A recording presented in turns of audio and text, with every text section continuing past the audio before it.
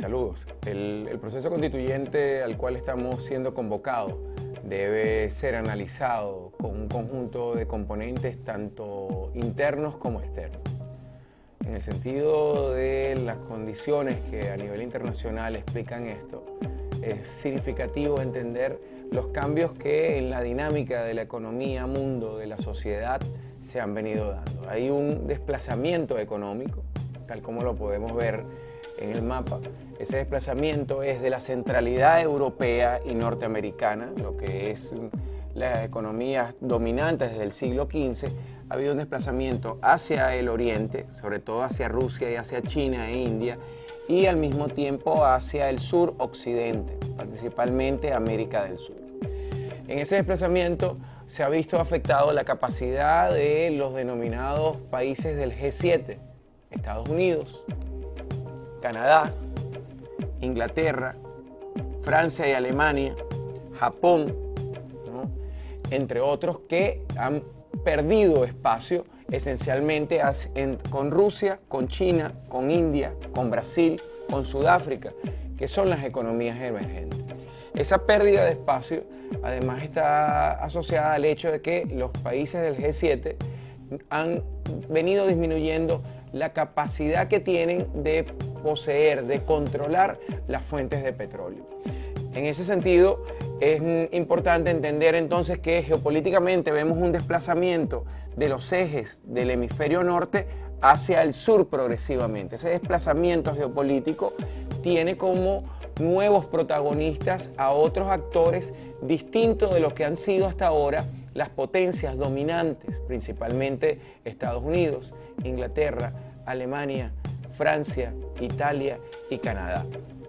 Por lo tanto, debemos comprender que en el caso de América Latina, hay la presencia de nuevos actores, lo que en los documentos del propio Estados Unidos se denominan actores extracontinentales, y esos actores extracontinentales que han pasado a competir en el espacio que los Estados Unidos considera propio desde 1823, cuando formulan la doctrina Monroe, son esencialmente China y Rusia. Veamos, por ejemplo, que en el caso de China hay un 42% de presencia de capital chino financiando proyectos socioeconómicos, industriales y productivos en Venezuela, pero no solamente ahí, vemos también cómo hay un 24% de capital chino en Brasil, un 2% en Perú, un 8% en Ecuador, 17% en Argentina, es decir, una progresiva penetración desde el punto de vista de inversión de capital de China, que pasa a convertir y a competir con la tradicional inversión que los Estados Unidos ha tenido en este espacio. Eso genera un choque geopolítico, y hay que hacer una lectura desde el punto de vista de la confrontación que el histórico grupo del G7, insisto, Estados Unidos, Inglaterra, Alemania, Francia, Italia, Canadá y Japón, tienen con lo que llamamos el nuevo G7, Rusia, China, Sudáfrica, Turquía, India, Argentina y Brasil. Ese nuevo G7 tiene potencialmente mayor capacidad de producción, tiene potencialmente mayor capacidad industrial, pero lo que es aún mejor, tiene mayor capacidad de acercamiento a los recursos naturales que son importantes para desarrollar la actividad industrial. Resumiendo, para que entendamos, el problema es que los históricos G7, que es lo que denominamos los imperialismos colectivos, Estados Unidos, Inglaterra, Alemania, Francia, Italia, Canadá y Japón, no tienen la misma capacidad industrial, no tienen la misma capacidad energética, tienen serias dificultades para acceder a la energía, mientras que los nuevos G7 tienen mayor capacidad industrial, mayor desarrollo económico y mayor accesibilidad a las fuentes de recursos naturales. ¿Esto cómo se conecta con Venezuela? ¿Cómo se conecta con Brasil? ¿Cómo se conecta con Argentina? ¿Cómo se conecta en general con América del Sur? Bueno, la respuesta tiene que ver con la cantidad de recursos naturales que vemos desde México hasta la Patagonia. América Central y América del Sur tienen las mayores reservas de agua de agua potable del mundo. Son 17 millones de kilómetros cuadrados de reserva de agua potable, donde están las reservas del río Orinoco, las reservas del río Amazonas, las reservas del río de la Plata, las reservas de los acuíferos de la triple frontera entre Argentina, Brasil y Paraguay, donde están las reservas de hielo de la Antártida, de Chile y Argentina, donde entra también las reservas del río Magdalena y el río Cauca en Colombia. Y eso contrasta, por ejemplo, con todo el norte de Sudamérica, donde los Estados Unidos y Canadá apenas tienen unos 6 millones de kilómetros cuadrados de reserva de agua, mientras que Europa tiene un poco más, unos 7 millones de kilómetros cuadrados. Eso significa que el desarrollo industrial que requiere no solo energía, sino agua, está presente en Sudamérica. A eso hay que agregarle el otro hecho circunstancial, y es que no solo que en Sudamérica hay reservas de petróleo muy importantes. Venezuela, por ejemplo, tiene reservas extraíbles comprobadas, ¿no? Reservas potencialmente importantes de unos 3,3 billones de barriles de petróleo.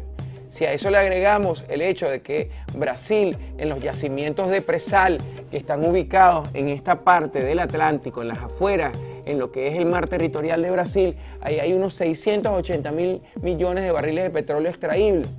Y hay que agregarle, por ejemplo, también los yacimientos de Vaca Muerta en Argentina, que están cerca de la frontera con Bolivia.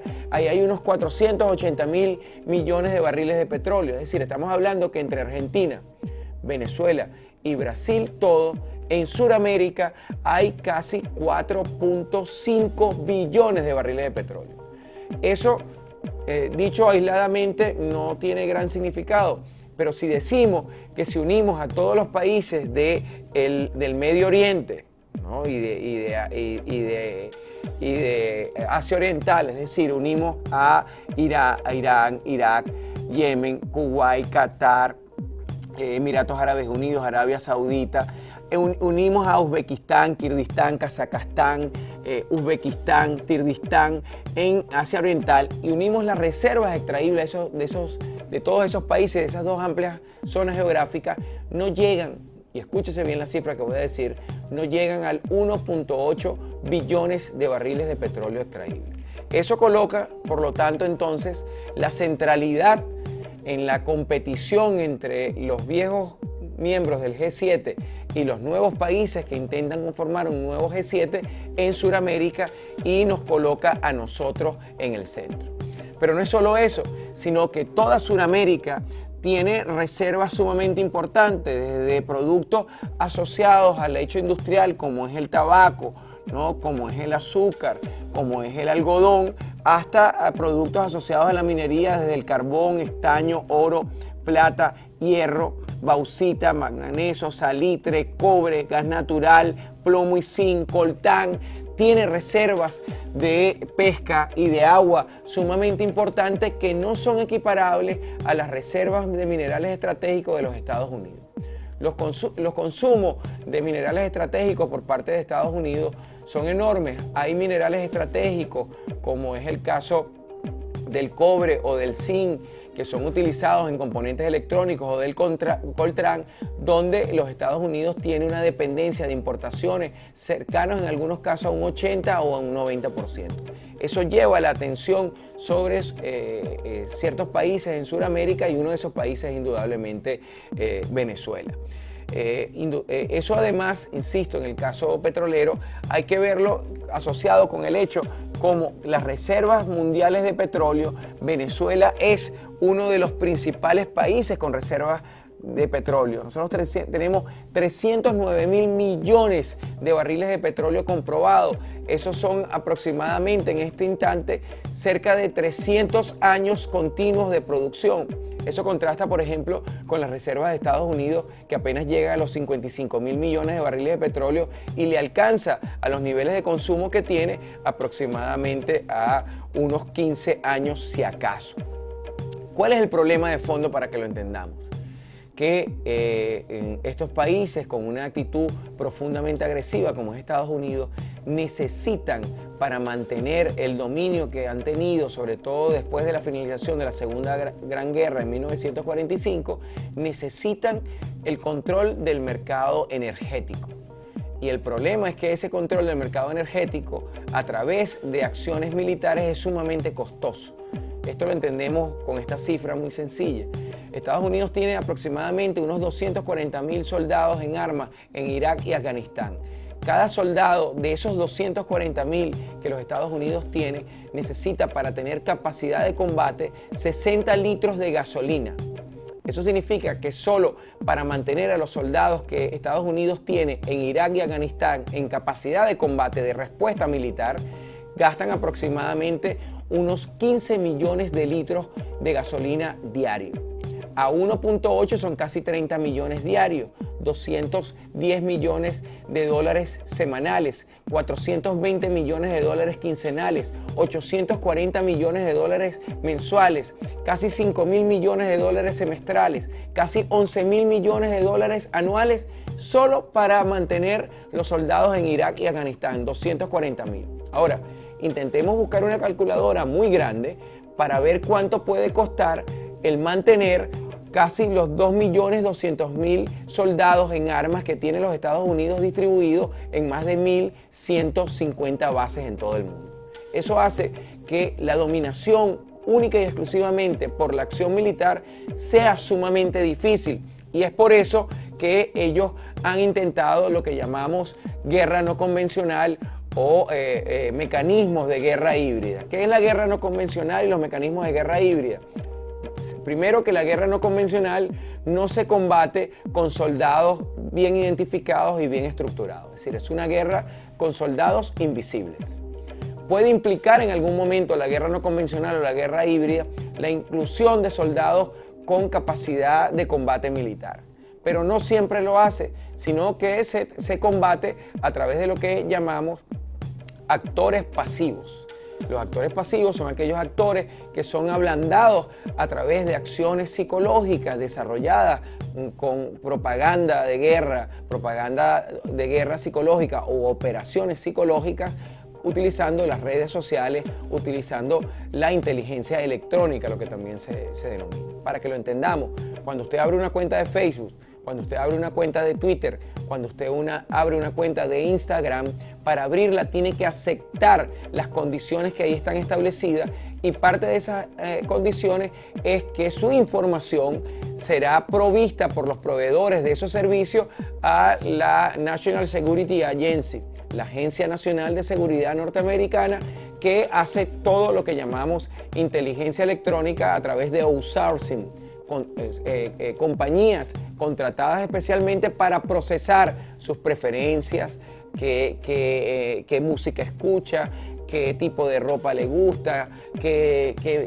cuáles son sus opciones desde el punto de vista de ocio, y sobre eso se hace un mapeo de su conducta en términos de evaluación psicológica. Bueno, ese mapeo de conducta es la base de las operaciones no convencionales, y sobre eso se ha trabajado. En el caso de Venezuela, desde la muerte del presidente Chávez en marzo del año 2013, comenzó un proceso de ablandamiento psicológico destinado a dos matrices. Uno, el proyecto bolivariano no es capaz de mantenerse con Chávez muerto. Dos, Maduro, el presidente Nicolás Maduro, no es Chávez.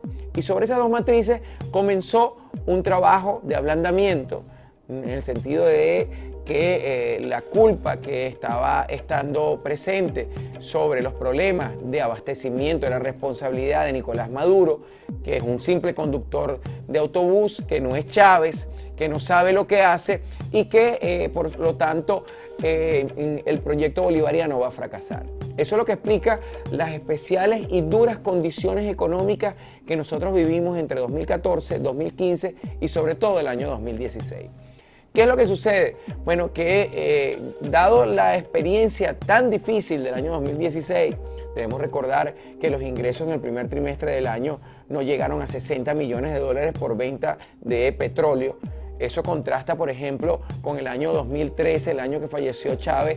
El Estado venezolano recibió en el primer trimestre del año unos 2.800 millones de dólares. En el año 2014 eso se redujo a cerca de unos 1.100 millones de dólares. En el año 2015 fueron 800 millones de dólares en el primer trimestre, pero en el año 2016, apenas fueron 60 millones de dólares. Eso generó una situación de apremio que ha sido calculada obviamente de una manera distinta. Aquí podemos ver en el gráfico cómo la fluctuación del barril del petróleo se comenzó a alterar casualmente a partir del año 2013, ¿no? Vemos cómo desde el año 2010, 2011, 2012 hasta el 2012 hubo un crecimiento del promedio de dólares en relación con lo que era el cálculo del presupuesto. Aquí vemos, por ejemplo, en el año 2010 el cálculo fue en 40 y el dólar estuvo en 72. En el 2011 se mantuvo el cálculo en 40 y el promedio fue 101. ¿No? Pero, por ejemplo, para el 2015 y 2016, el cálculo del barril del petróleo fue 60 y en el 2015 el promedio fue 41. Pero en el 2016 fue aún peor, porque el promedio del barril de petróleo no llegó a los $30 por barril. Eso creó una situación deficitaria, una situación sumamente difícil, ¿no? Y esa situación difícil ha sido asumida por el presidente Nicolás Maduro, calculando que el presupuesto del 2017 sea de unos 8,47 billones de bolívares, pero lo interesante es que las principales fuentes de financiamiento viene dada por impuestos, casi un 83%, y no por venta de petróleo. Ante ese escenario, que es un escenario de contención económica para evitar los efectos de la guerra no convencional, ha habido una acción conjunta, tanto externa como interna. Aquí lo podemos ver. Venezuela en primer término tiene las principales reservas extraíbles del mundo. Ahí hay unas 543.000 en el Golfo de Venezuela, más de 26.000 millones de barriles de petróleo en el lago de Maracaibo, casi 1.3 billones en la faja petrolífera Hugo Chávez. Hay aquí en la desembocadura del río Esequibo, en la zona que nosotros estamos reclamando, cerca de otros 1.5 billones. Eso hace que nosotros tengamos las reservas más cuantiosas.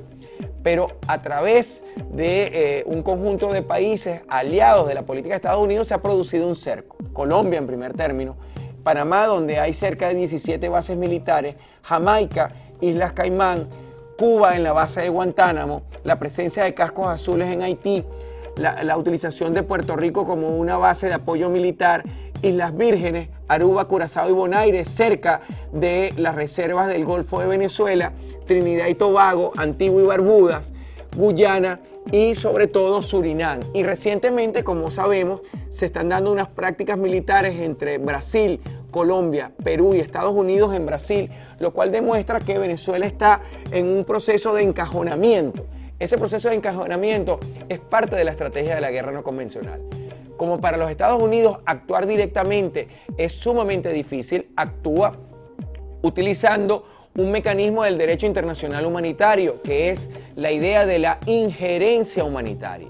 La injerencia humanitaria es un mecanismo que el derecho internacional humanitario establece para intervenir en países que tengan situaciones de conflicto civil, situaciones de hambruna, situaciones de desplazamiento que desequilibran a la región.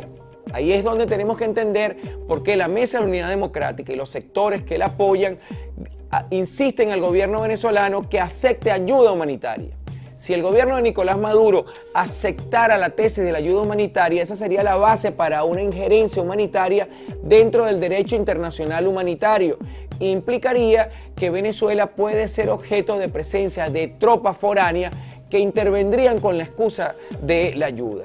Se trata, por lo tanto, de crear en esa guerra no convencional una matriz de que Venezuela es un estado forajido, es decir, un estado que no cumple las normativas de preservación de la vida y de la seguridad, es un estado fallido, es un estado donde hay violencia y ante el cual debe actuarse contundentemente. Esa matriz, como lo vemos acá, comenzó al año siguiente de la muerte del presidente Chávez. En enero del 2014, el entonces vicepresidente de Estados Unidos, Joe Biden, convocó en Washington un evento donde se discutió la inestabilidad de Venezuela y lo que eso significaba. En enero del año 2015, el propio presidente Obama encabeza lo que se llamó la Cumbre Energética del Caribe, en donde se declara que Venezuela es un peligro, que no puede mantener su apoyo desde Petrocaribe, de dotación de petróleo y energía al Caribe, y que va a generar una gran desestabilización.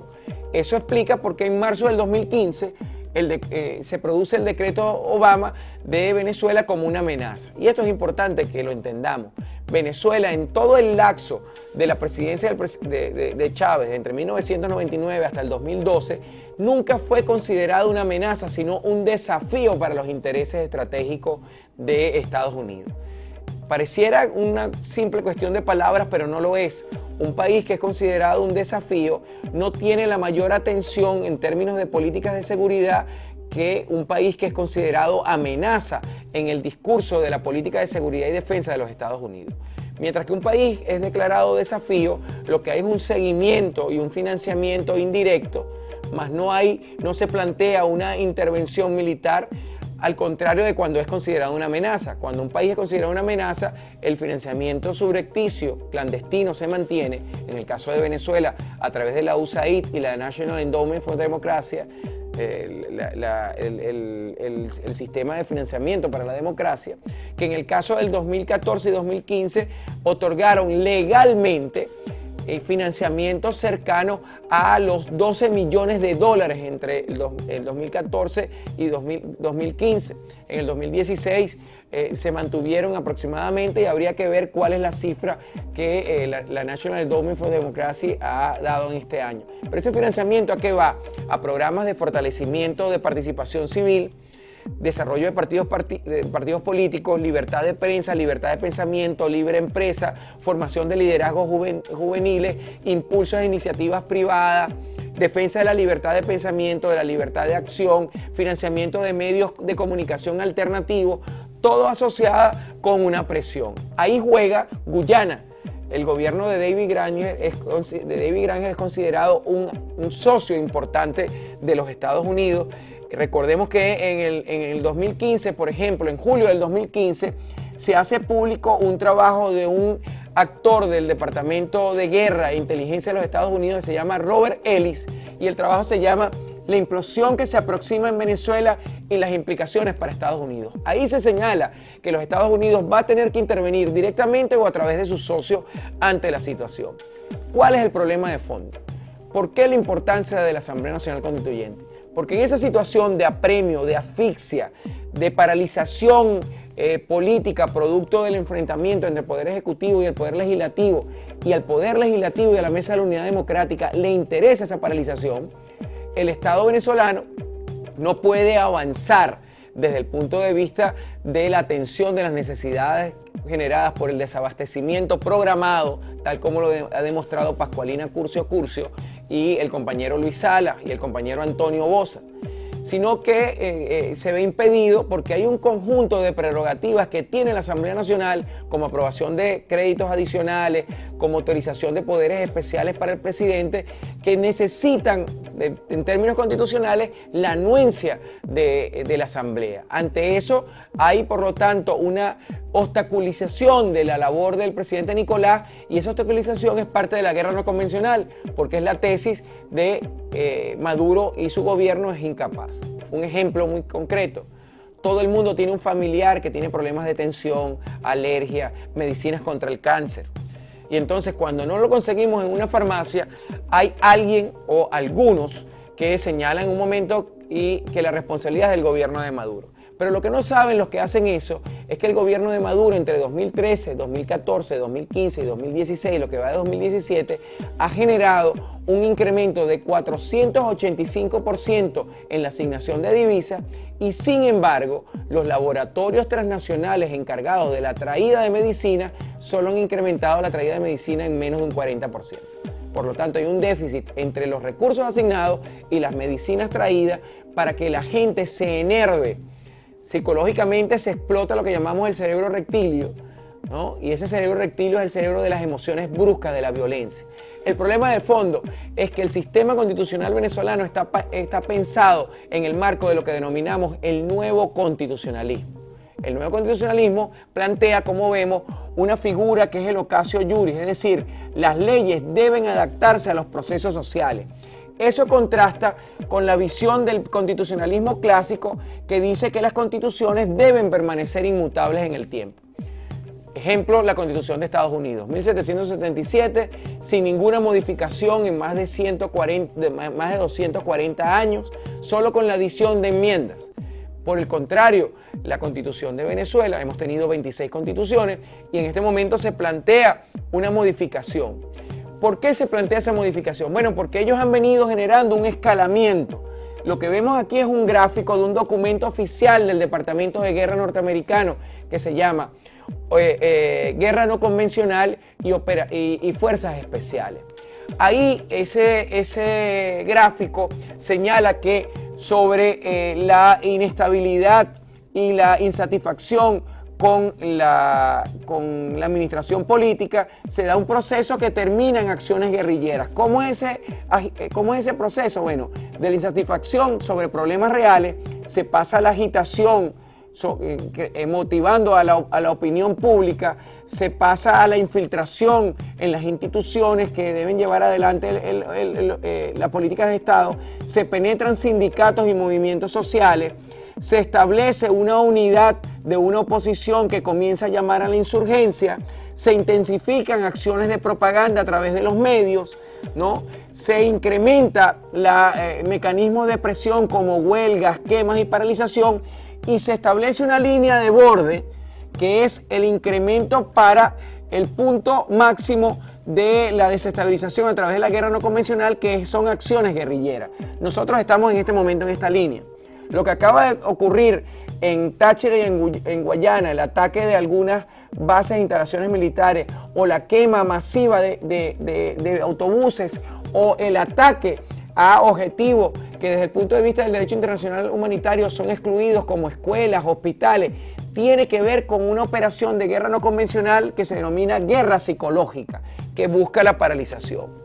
El problema es la aplicación de algo que dice Jen Shah, y lo vemos aquí. Jen Shah dice en un texto que se llama De la dictadura a la democracia: si las influencias ideológicas y psicológicas llamadas factores tangibles que por lo general conducen a las personas a obedecer y ayudar a los gobernantes se debilitan o revierten, la población se inclinará más a desobedecer y no cooperar. Ellos han venido introduciendo métodos de acción no violentas definidos por Shah. Son 192 métodos. Nosotros hemos definido la aplicación en Venezuela en este contexto de 89 de ellos. Solo vamos a mostrar algunos. Actos simbólicos públicos. Método 22, desvestirse en público. Vemos las acciones donde las mujeres, retando el poder, se desvestían. Método 30, gestos groseros. La compañera que en una barricada realizada en frente de la policía depuso, y de eso se trata, un elemento de reto, ¿no? Porque un acto tan privado como es la deposición muestra un mensaje semiótico importante, que es que yo me depongo en las autoridades, los retos. Método 122, literatura o discurso que abogue por la resistencia. Estos son dos titulares: un diario regional del Zulia, La Verdad, mujeres desafían la represión, y un diario El Nacional, las mujeres le exigieron a la Fuerza Armada Nacional escuchar al pueblo. Método 122, literatura, esto es tomado de las redes. Un meme pasado por la red que dice: si de 30 millones de venezolanos salimos 5 millones a protestar, 1 millón por cada ciudad importante, ese millón en cada ciudad hace vigilia de 250.000, el régimen no aguanta. Es el incentivo a la insurrección, que es efectivamente, insisto, que es efectivamente lo que vemos que busca esta escala de acciones de la guerra no convencional. Ante esa situación es que el presidente Nicolás Maduro decidió, porque están ellos aplicando lo que denominamos la estrategia del rollback, una estrategia definida en la política de seguridad del expresidente Obama en el 2015, que señala que los Estados Unidos, en aquellos países confrontados a sus intereses, deben generar una situación de retroceso, de retorno. ¿De retorno a qué? De retorno a la colaboración con los Estados Unidos. Esa estrategia de rollback es una estrategia de formas de lucha que denominamos 4x4, es decir, luchas pacíficas, luchas legales, y por eso es que vemos que los medios dicen los manifestantes pacíficos, los manifestantes ejerciendo su derecho. Sí, es pacífico, pero mezcla acciones violentas y armadas que buscan deslegitimar el proceso, que buscan el conflicto social y buscan generar establecimiento y zonas liberadas. ¿Cuál es la idea? Bueno, inicialmente prevalece el aspecto legal en esas protestas, lo vemos, llamamos a la protesta contra la convocatoria del presidente Nicolás Maduro. Es un derecho a la protesta, pero es un derecho que está normatizado. Si quemo, si cierro vías públicas, el Código Procesal Penal, la Ley de Sufragio y Movilización y Participación establece que debe anunciarse con 24 horas de anticipación cualquier protesta, que no se puede cerrar la vía pública, que no se pueden incendiar bienes de uso social, que no se puede dañar propiedad privada.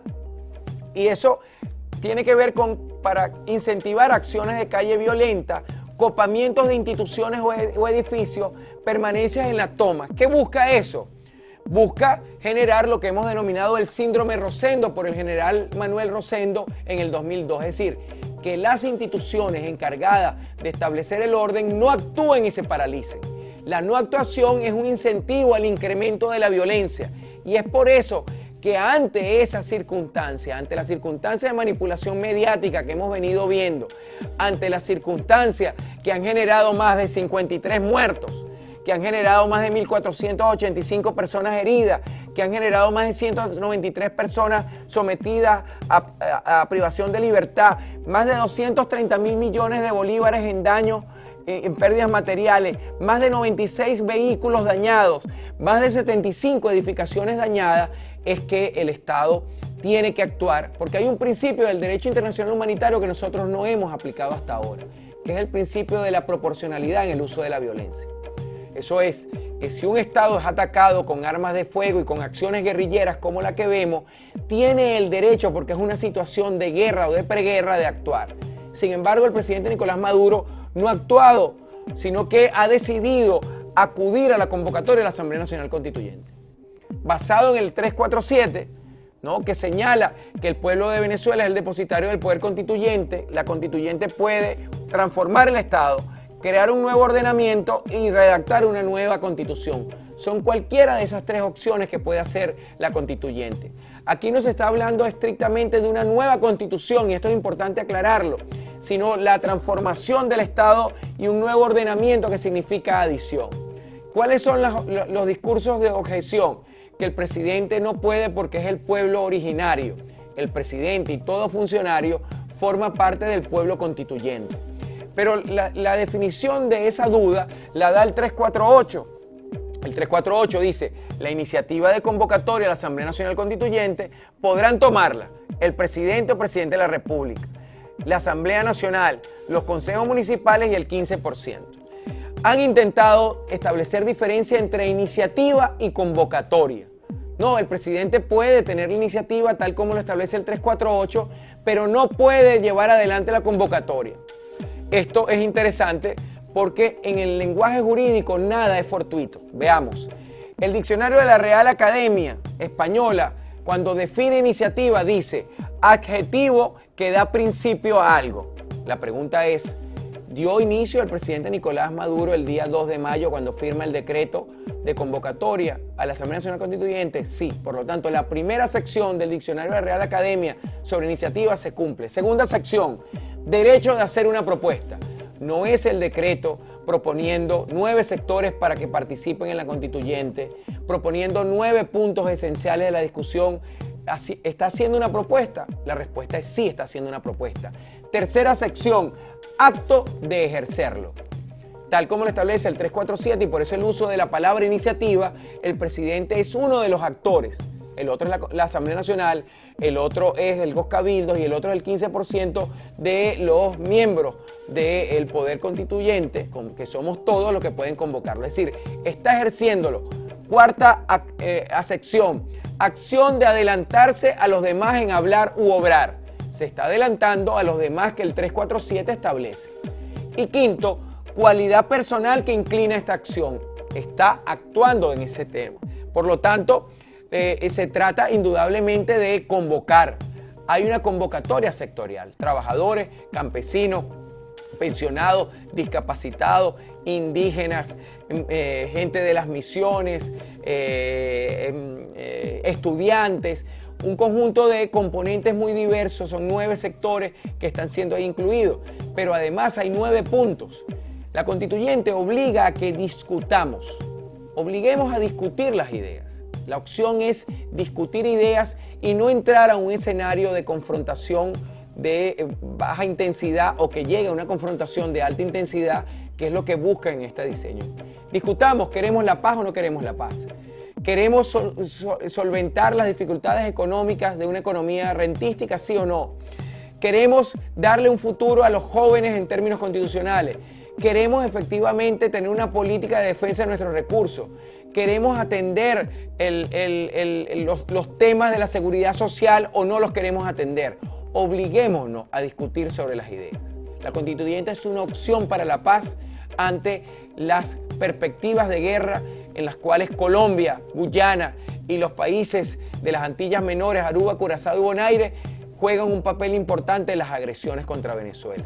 Yo apuesto a la paz. Todos debemos hacerlo.